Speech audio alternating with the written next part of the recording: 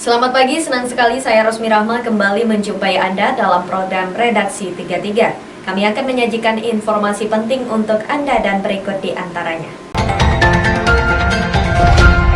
Kita awali Redaksi 33 kali ini. Badan Pemeriksa Keuangan Perwakilan Kalimantan Timur mendeklarasikan wilayah bebas korupsi di auditorium kantor BPK Kaltim, Jalan M. Yamin, Samarinda. Sejumlah pejabat mengapresiasi gerakan moral tersebut dan berharap diikuti oleh instansi pemerintahan lain di Kalimantan Timur. Deklarasi dihadiri oleh Wakil Gubernur Kaltim Hadi Mulyadi dan Wakil Ketua DPRD Kaltim Samsun. Terlihat juga unsur Polri dan TNI serta Kejaksaan serta Wakil Wali Kota Samarinda Barkati dan Wakil Ketua DPRD Samarinda Helmi Abdullah. Membuka acara deklarasi dilakukan hand scanner oleh Kepala BPK Perwakilan Kaltim Dade Nandemar. Acara tersebut juga disiarkan serentak dengan webinar dan diikuti seluruh kepala daerah dan DPRD Kabupaten Kota se-Kalimantan Timur.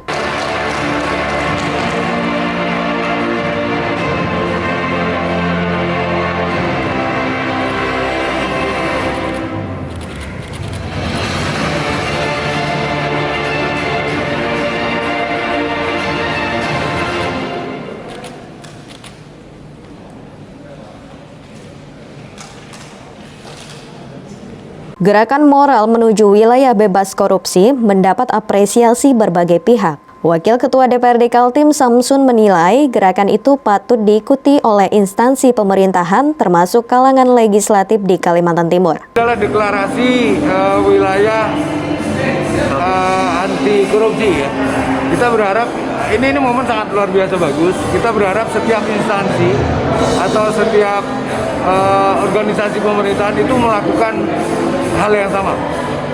Ini adalah bentuk dari komitmen bersama, komitmen semua pihak untuk mewujudkan kawasan bebas korupsi dan kawasan yang berintegritas.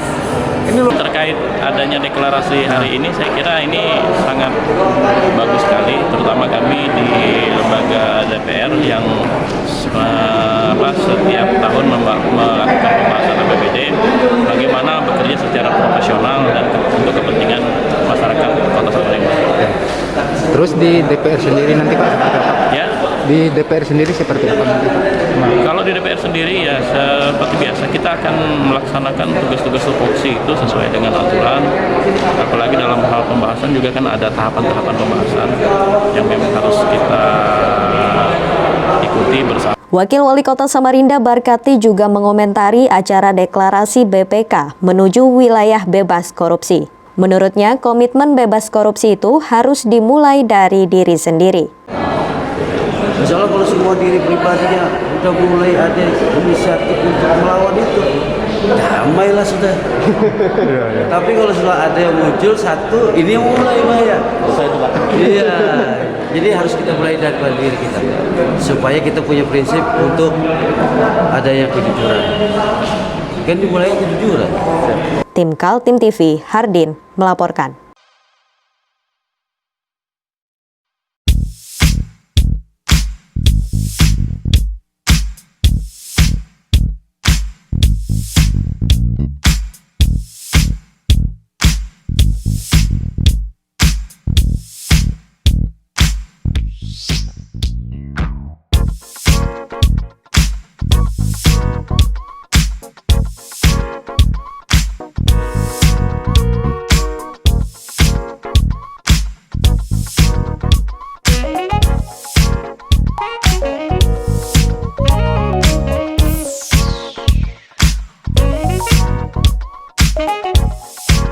Semakin meluasnya penyebaran virus corona ternyata berdampak pula munculnya berita-berita bohong alias hoax. Salah satunya anggota DPRD Kaltim, Saifuddin Juhri, yang merasa dirugikan lantaran adanya isu penyakit menular itu. Gedung DPRD Kaltim sempat ditutup alias lockdown. Itu lantaran ada anggota DPRD yang dinyatakan terkonfirmasi positif. Setelah Wakil Gubernur Kaltim Hadi Mulyadi juga dinyatakan positif. Hadi Mulyadi dan anggota DPRD Kaltim yang tersebar terinfeksi virus sudah dinyatakan sembuh. Namun ada lagi isu yang beredar liar yang menyebutkan nama Saifuddin Juhri sudah terkonfirmasi tertular. Kontan isu itu jadi ramai di kantor legislatif Karangpaci. Mulai dari pimpinan sampai sejawat Saifuddin Juhri bertanya-tanya. Bahkan ada yang menjauhi karena khawatir ikut tertular. Saifuddin Juhri adalah politisi dari daerah pemilihan Samarinda melalui Partai Nasdem. Ya, yang diisukan selama ini terpapar dan sebagainya, hasil swabnya positif. Nyatanya beliau sehat-sehat saja, dan beliau sama sekali tidak merasakan sakit apapun. Permasalahannya beliau juga tidak menerima itu hasil swab secara resmi. Jadi begini, kaitannya dengan permasalahan mengeluarkan statement yang itu menyangkut orang lain, tolong diklarifikasi kebenarannya dulu. Jangan asal ngomong kaitannya, apalagi ini kaitannya menyebutkan lembaga itu klaster DPR. Ya, inilah yang harus diklarifikasi kebenarannya, dicek dulu kebenarannya, apa permasalahannya, betul atau tidak, orangnya atau betul atau tidak, apa yang disampaikan Ibu Ferry tadi juga benar. Jangan sampai itu namanya sama, alamatnya beda. Nama boleh sama tapi Wakil Ketua DPRD Kaltim mengakui sampai sejauh ini klaster DPRD Kaltim sudah selesai. Dia berharap kejadian penularan tidak terjadi lagi. Tim Kaltim TV, Heriman melaporkan.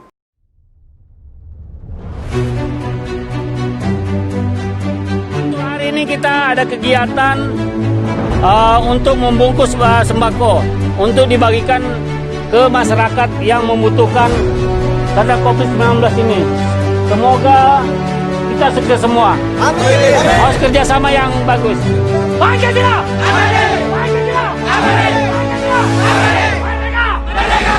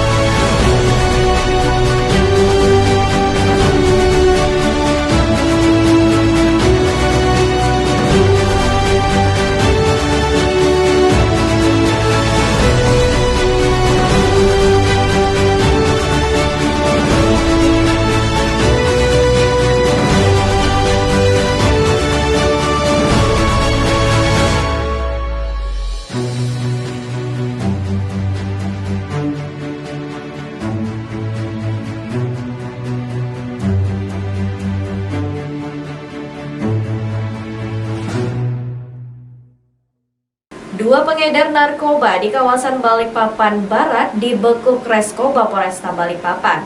Kedua tersangka dibekuk di lokasi yang berbeda. Dua orang tersangka pengedar narkoba dengan tangan terborgol digiring petugas kepolisian Res Narkoba Polresta Balikpapan pada Selasa siang. Kedua tersangka ini dibekuk di dua lokasi yang berbeda di Jalan Sultan Hasanuddin Balikpapan Barat dan Jalan Walter Monginsidi Margamulyo Balikpapan Barat.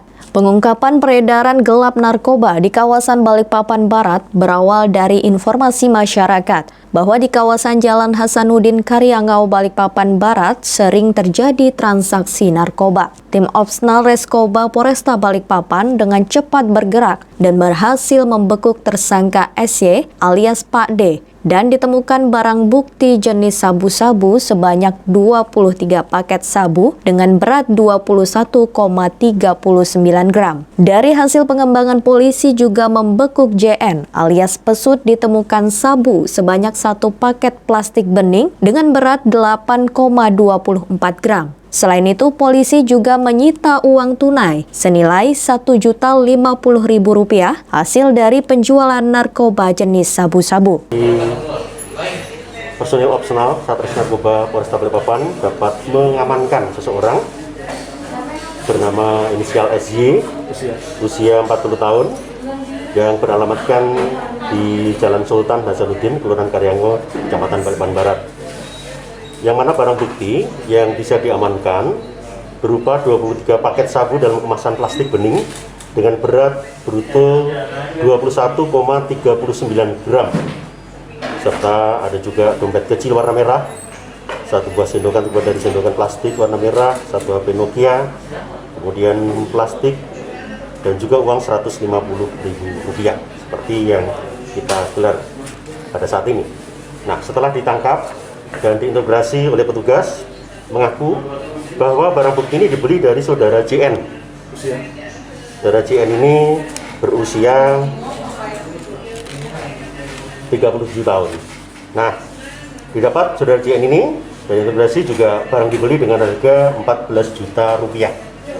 Akhirnya diadakan pengembangan oleh tim Osnal dan tidak terlalu lama saudara JN ini bisa diamankan pada pukul 19.30. Saudara JN ini dapat diamankan di Jalan Soekarno-Hatta, kilometer 3,5, nomor Kelurahan Batu Ampar, Kecamatan Balikpapan Utara, tepatnya di sebuah penginapan. Tambal ban, Bang. Iya. Kenapa mau jualan sabu, Bang? Ini apa, Bang? Ya untuk bayar utang. Bayar utang. Iya. Utang apa, Bang? Ya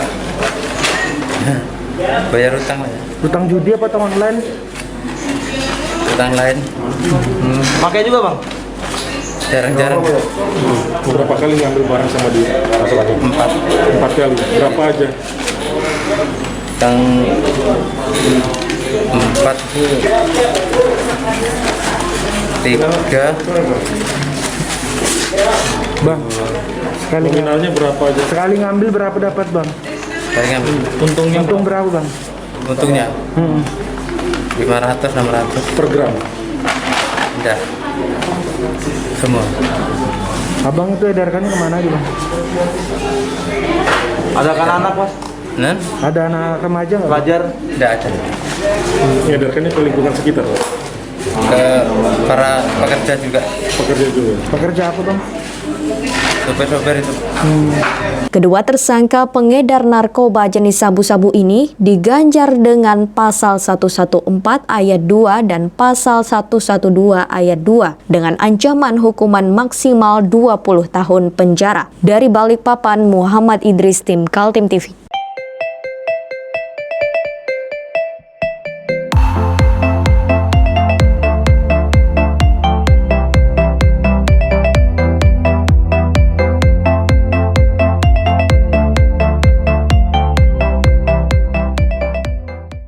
Kita beralih ke informasi selanjutnya. Polda Kalimantan Timur menerapkan protokol kesehatan untuk menyetop penyebaran virus COVID-19. Penerapan disiplin protokol kesehatan di lingkup Polda Kaltim gencar dilakukan guna mengantisipasi sebaran COVID-19 di areal Polda Kaltim, seperti yang dilakukan pada Selasa pagi. Sejumlah personel Ditpropam Polda Kaltim tampak melakukan protokol kesehatan terhadap internal anggota Polri yang berdinas di Mapolda Kaltim. Tidak tanggung-tanggung anggota polisi yang memasuki Mako Polda Kaltim tanpa menggunakan masker akan dikenakan sanksi push-up.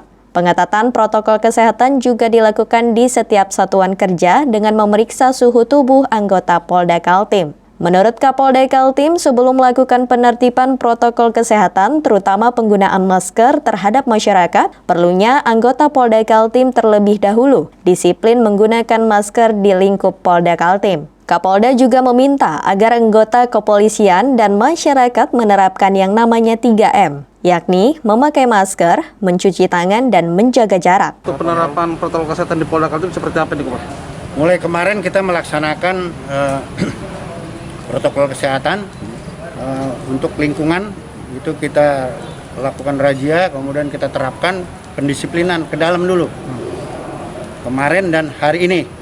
Sebelum kita melakukan pendisiplinan kepada masyarakat, kita harus disiplin diri sendiri dulu. Untuk itulah dipimpin oleh Propos dari mulai hari kemarin sampai sekarang kita terapkan protokol kesehatan di lingkungan kantor-kantor Polri. Diharapkan dengan disiplinnya anggota polisi dapat memberi contoh kepada masyarakat untuk rajin menjalankan protokol kesehatan dalam kegiatan sehari-hari. Dari Balikpapan, Muhammad Idris, tim Kaltim TV.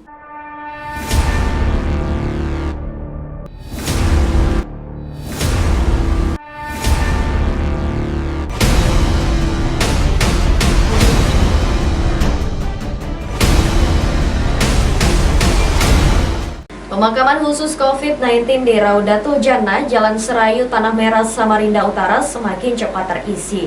Dini hari tadi, 26 Agustus 2020, tercatat 40 lubang sudah digali untuk menguburkan jenazah. Beginilah gambaran angka kematian di kota Samarinda akibat virus corona. Nyaris setiap hari ada korban yang meninggal dunia dan harus dimakamkan dengan protokol kesehatan, yaitu dimakamkan tanpa ada famili yang mendekat untuk mensolatkan. Dan petugas pemakaman harus menggunakan baju hazmat agar terhindar dari penularan. Petugas dari Satgas Penanganan COVID-19 Kota Samarinda tidak kenal lelah. Mereka terus siaga meski harus bertugas dini hari ketika semua orang sedang istirahat di dalam rumah bersama keluarga.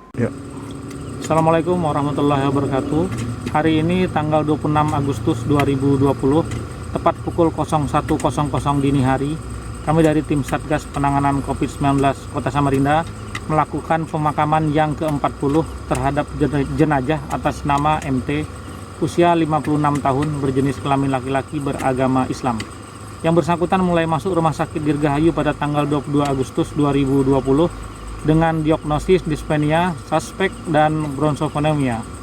Dan tadi tepat pukul 20.30 tanggal 25 Agustus 2020 dinyatakan meninggal dunia dengan hasil rapid testnya reaktif, IPA-nya positif, swab atau PCR-nya sedang berproses, yang bersangkutan berstatus probable COVID-19.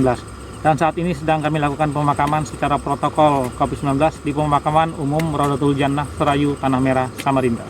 Tugas kemanusiaan itu harus dijalani Irfan dan rekan-rekannya yang tergabung dalam jajaran Badan Penanggulangan Bencana Daerah Kota Samarinda. Tidak hanya bertugas memakamkan jenazah, mereka juga melakukan penjemputan terhadap pasien-pasien yang dinyatakan positif dan harus dirawat di rumah sakit. Seperti yang dilakukan Irfan bersama tim ketika mengevakuasi seorang warga berinisial SMD yang berusia 55 tahun. Dengan berpakaian lengkap baju hazmat, mereka berusaha memberikan pelayanan agar korban tenang dan bersedia dirawat di rumah sakit. Tanggal 24 Agustus 2020, pukul 16.30, kami dari tim Satgas Penanganan COVID-19 Kota Samarinda, berdasarkan instruksi dari Rumah Sakit Karantina COVID-19 Kota Samarinda, melakukan evakuasi terhadap pasien dengan inisial SMD, usia 55 tahun, dengan diagnosis sesak napas akut.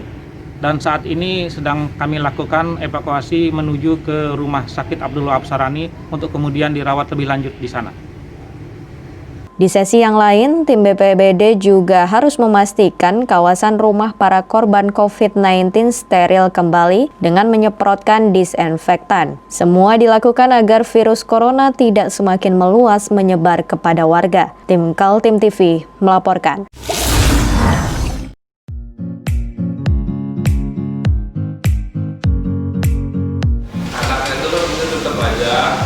Cara mudah beriklan digital di Kaltim TV.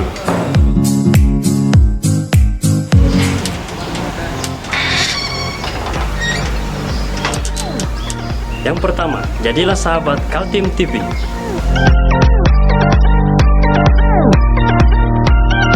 Dengan Rp1 juta, para sahabat mendapat 20 kali tayang di slot berita kamu.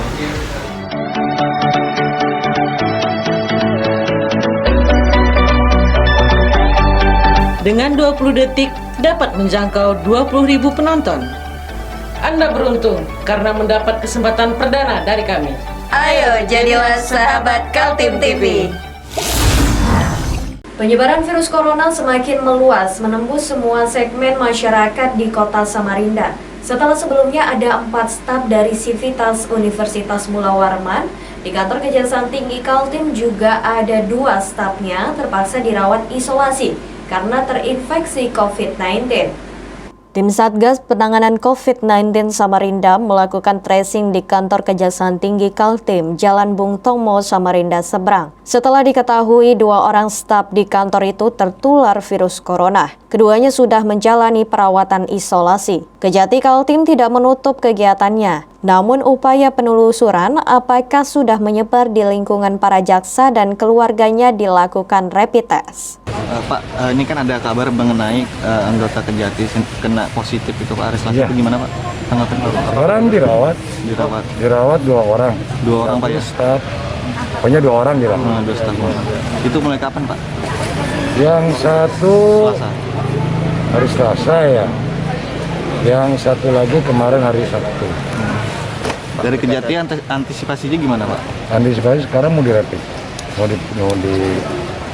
dirapid dan di PCR. Kapan itu Pak mulai tes rapid sama pelakunya Pak? Rencana hari ini tapi belum datang. Oh gitu. Nah, mungkin selesai acara ini baru kita. Selain di Kejaksaan Tinggi, sebelumnya muncul pemberitaan virus menyebar di lingkungan staf Universitas Mula Warman. Ada 4 orang yang dikabarkan tertular, namun 2 diantaranya sudah sembuh dan 2 orang lagi masih dalam masa perawatan. Kemudian muncul pula klaster-klaster yang menjadi sumber penyebaran seperti Balai Kota Samarinda, Kantor Gubernur, dan BNN. Tim Satgas Penanganan COVID-19 mengumumkan data 24 Agustus di Samarinda terdapat kumulatif pasien tertular sebanyak 672 orang, sembuh 424 orang, dan 26 orang meninggal dunia. Kemudian yang masih dirawat menunggu penyembuhan ada 222 orang. Tim Kaltim TV, Hardin melaporkan.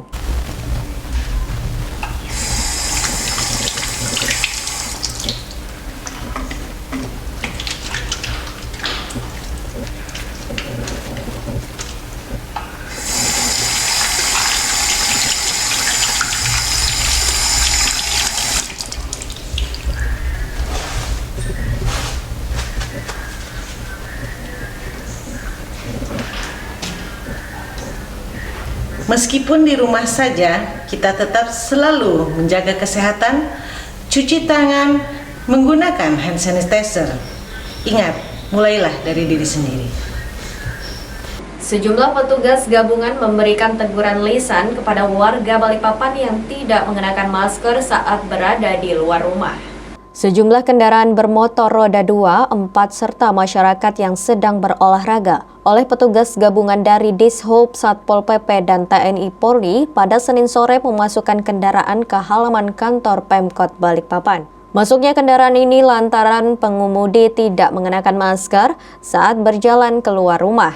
Penerapan sosialisasi tentang penertiban penggunaan masker diawali dengan teguran lisan. Masyarakat yang tidak mengenakan masker ini didata dan diberikan teguran lisan agar tidak mengulangi kembali. Masyarakat yang terkena teguran lisan terkait penggunaan masker mendukung adanya perwali penggunaan masker agar bisa menyetop penyebaran COVID-19. Nggak pakai masker. Kenapa nggak bisa nggak pakai masker? Oh, tadi saya agak buru-buru keluar rumahnya, jadi pas lupa ngambilnya. Tadi mau kemana Mas? Kalau ada peraturan ini gitu? Belum sih, baru kali ini juga sih, soalnya baru pertama kali ini dapat teguran juga. Sebelumnya kan nggak ada pemberitahuan. Tanggapannya gimana Mbak dari masyarakat dengan adanya perwali ini? Teguran ini Mbak? Apa ya? Paling ada sanksi 1.000 nanti Mbak. Tapi lebih bagus saja buat peringatan semuanya ya kan. Tuh jogging. Waktu jogging. Jogging. Tapi tahu nggak sudah ada sanksi ini Mas? Belum ada. Oh, belum tahu ya. Tanggapannya sampai sebagai masyarakat dengan adanya sanksi ini gimana Mas? Ya, kedepannya supaya mematuhi protokol kesehatan aja sih. Bagus. Setuju nggak? Setuju nggak? Ada sanksi? Setuju ya. Banget ya Mas. Soalnya kan buat meningkatkan memutus rantai COVID juga. Jadi ditawarin hukuman atau gimana? Untuk hukuman sih belum ada, cuma untuk kedepannya sanksinya untuk dia lagi dipertegas lagi. Tentang penegakan disiplin protokol kesehatan COVID-19 di Kota Balikpapan. Ya, ini selama 1 minggu kita lakukan baik di tingkat kota maupun di kecamatan sambil sosialisasi. Nanti yang keduanya minggu kedua sudah langsung dengan penindakan. Ya, kita minta kepada masyarakat mematuhi ya perwali nomor 23 ini karena ini demi kebaikan kita bersama, karena makin meningkatnya atau makin masifnya angka yang terkonfirmasi positif di Balikpapan. Penerapan sosialisasi ini dilakukan usai digelarnya apel launching perwali terkait penggunaan masker dan sanksi bagi masyarakat yang tidak menggunakan masker, dan berharap agar pandemi COVID-19 di Balikpapan segera berakhir. Dari Balikpapan, tim Kaltim TV melaporkan.